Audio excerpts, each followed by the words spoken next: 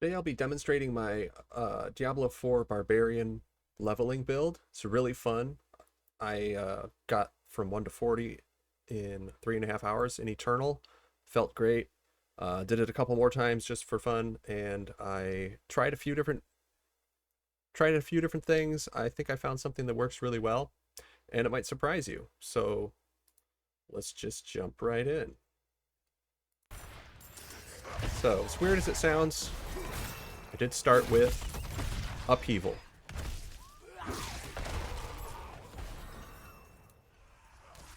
Yeah, so Upheaval actually does enough damage at low levels to kill everything in one hit, and it gives you Berserking, which gives you movement speed.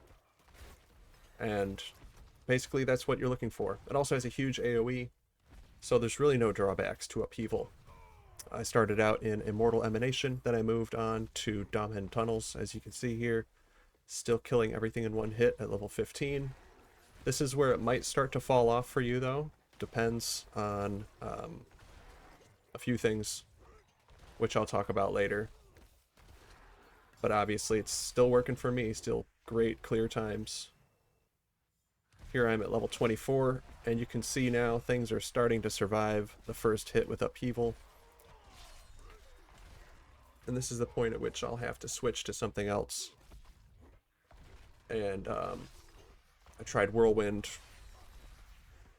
and I actually think Hammer the Ancients works a lot better. So here I am with Hoda, level 25 now. You'll see I've got Walking Arsenal, and I still have my Berserking up all the time. I'm getting it from Death Blow. And I'm still killing everything in one hit.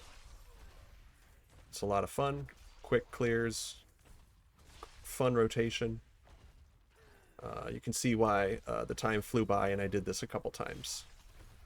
It was great. Alright, so let's look at the specifics. So you'll notice I've only got a couple aspects here. That's because most of them don't matter at this low level. You don't really need much. I've only selected ones that are in the codex too. So if you have a different character that's a high level and you want to start out a barbarian, this is a great route. You'll have a few resources. You'll have hopefully all these aspects in your codex, so you won't need to like get lucky and find them or go out and earn them.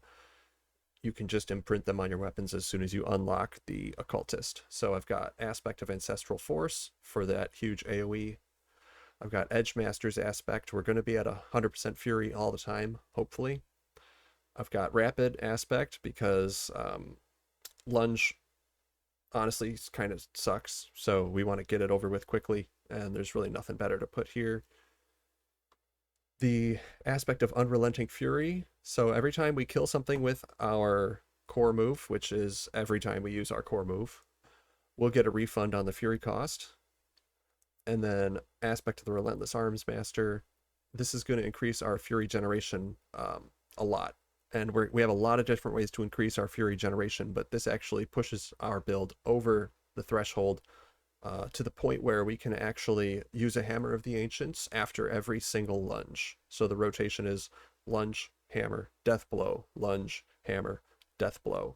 Or if you want to get around faster because you're killing everything and you need to clear that gap between different enemies, you can just do lunge, hammer, lunge, death blow, lunge, hammer, lunge, death blow. If you do death blow improperly and you don't get its cooldown instantly refreshed, then you can assign the same weapon that you have on death blow to your leap, and then you can use leap to keep your walking arsenal up. So you'll have a different weapon for lunge, usually the dual wield, because again you want it to be quick. The Hammer of the Ancients is going to be your two-hand hammer, which means death blow and leap will be your two-hand sword. And then if you need to move around quickly, we've also got Rallying Cry that also increases fury generation.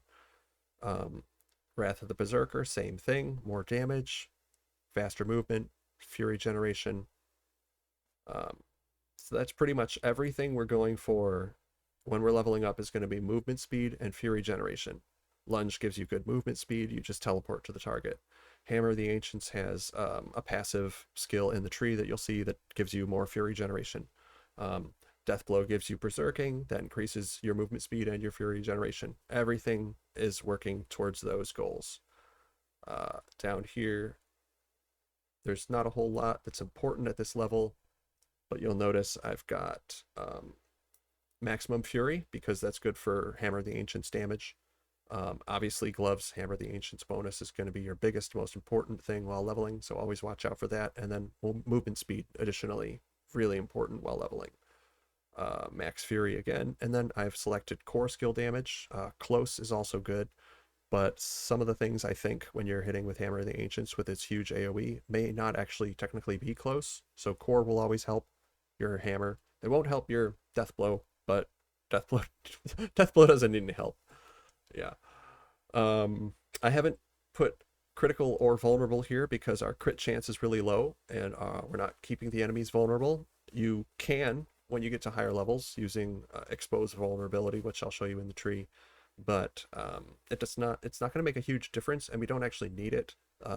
Crit and vuln are very good end game because when you stack a ton of additive damage, core, close, damage while targets bleeding, that kind of stuff, there's diminishing returns depending on how you interpret the equation.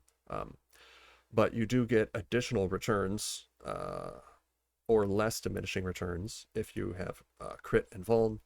But because we're early game, we don't have a lot of additive damage. The diminishing returns are very small, and it's actually better for us to keep getting more additive at this point, especially because we don't have a high uptime of vulnerable. We don't have high crit chance.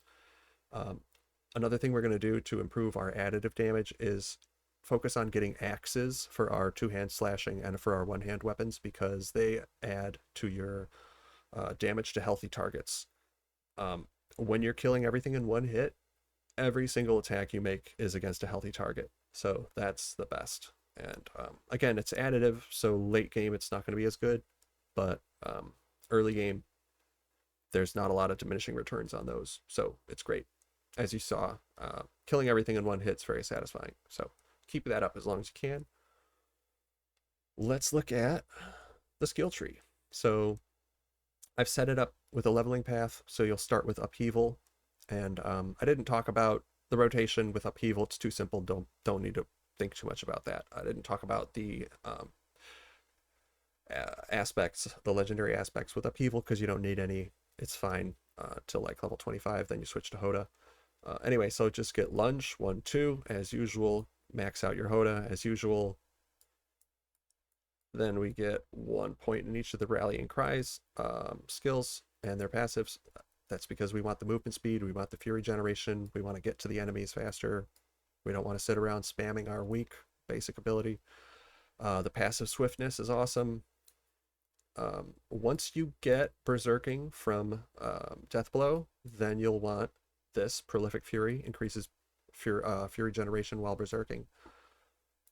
Getting leap at least 1 point, and then down here to more fury generation is great. Great for getting around. If you have it's not encroaching wrath. I can't believe I forgot the veteran brawler. So if you get veteran brawler aspect, leap can one-shot things too. It's really fun. Good AoE.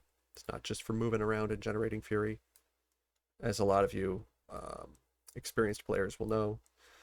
So these passives, you can hold off on those until you've got everything else. Also hold off on these, but you do want to get Deathblow, and a lot of times people will get the fighter's Deathblow for more fury, but I think you actually end up generating more fury if you have warrior's Deathblow, because you get berserking, and with prolific fury, all your other fury generation is increased. So this is what makes it possible to do our rotation. Lunge, Hammer of the Ancients, Deathblow, lunge, Hammer of the Ancients, Deathblow. We're actually generating enough fury with our lunge and with the refund that we get for aspect of unrelenting fury. That's enough fury for every Hoda. So that's a pretty smooth rotation, and keeping berserking up is critical for that. We have other sources of berserking. If you mess up your Deathblow, it's okay. We have other sources of keeping up walking arsenal. It's okay. You've got leap, you've got Wrath of the Berserker. So you don't have to be perfect with this. It's honestly it's hard to mess up at this level though, because if you hammer something and it doesn't die, pretty sure it's going to die to a death blow, unless it's an elite. In that case, actually I'll come back to that in a second, because you do need to be a little bit judicious with your death blows on elites until a certain point, which I'll talk about in a second. So down here, Wrath of Berserker, movement speed, fury generation, damage, love it. Tempered Fury, you don't need this right away. It's going to increase Hoda's damage by 9%. That's good. And Walking Arsenal. People don't use this a lot in endgame because Unbridled Rage does more damage and you can afford it. But we can't afford it, and we don't need to do more damage. We can already one-shot everything. So using Walking Arsenal is great. Feels good, and it allows us to use Relentless Arms Master. There's a lot of other cool abilities that come out of it, but they're not critical for this build, so I didn't talk about them. So the last thing I want to mention is what happens when you're fighting an elite. The last cool thing about this build is once you finish with Walking Arsenal, you can start picking up these passive abilities, counteroffensive. You could even, well, I don't think you would want Wall Up in this case, because it requires the enemy to be stunned or vulnerable, but you will get Exposed Vulnerability. So what this will do is after every death blow, the next Hoda will make everything that survived vulnerable. And that means it's probably going to die to the next death blow. If it wouldn't have without vulnerability, it probably will after. You'll probably pick this up near level 35, 40. Depends how many bonus skill points you have from Reputation. Obviously, if you've beaten the game on a different character, you'll have a lot, and you'll get this sooner. But you may not even get it.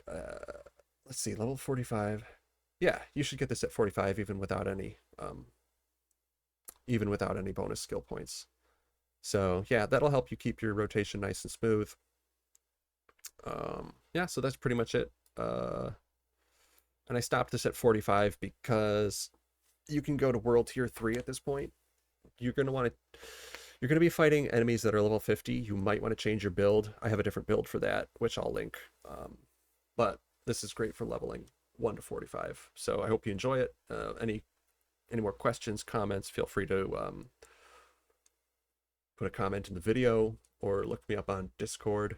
I'm Slothmaster, and thanks for watching.